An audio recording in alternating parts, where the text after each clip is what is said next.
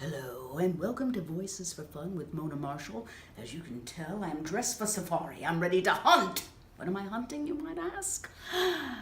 The origin of Butter's mother's voice. Paint, more paint. That's her voice.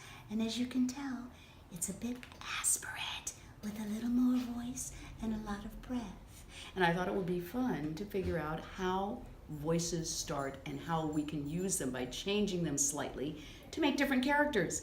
So Butter's mother, oh, that's so wonderful and so exciting. Actually started as a little girl, one of my creations, called Margaret Elizabeth many years ago when I was noodling around with the placement in my voice and decided, okay, what would a little girl who's very precocious, who's about 5 years old, sound like?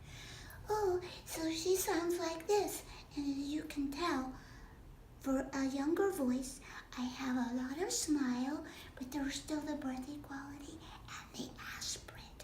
Okay?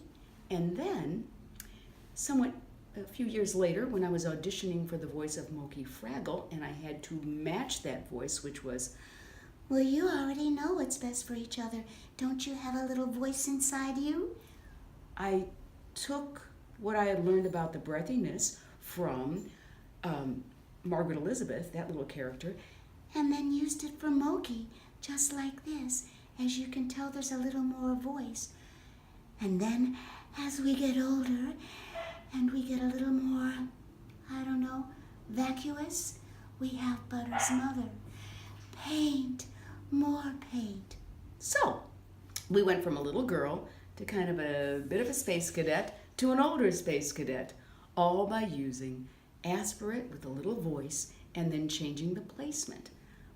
Even more importantly than that, or at least equally important, is the idea that in my mind, I can see these characters.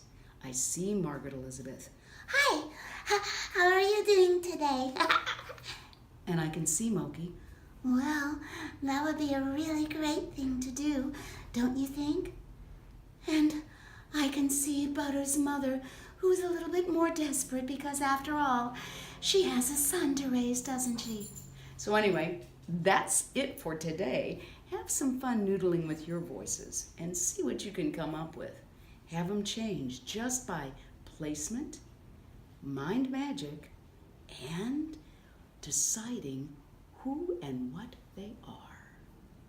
Bye for now.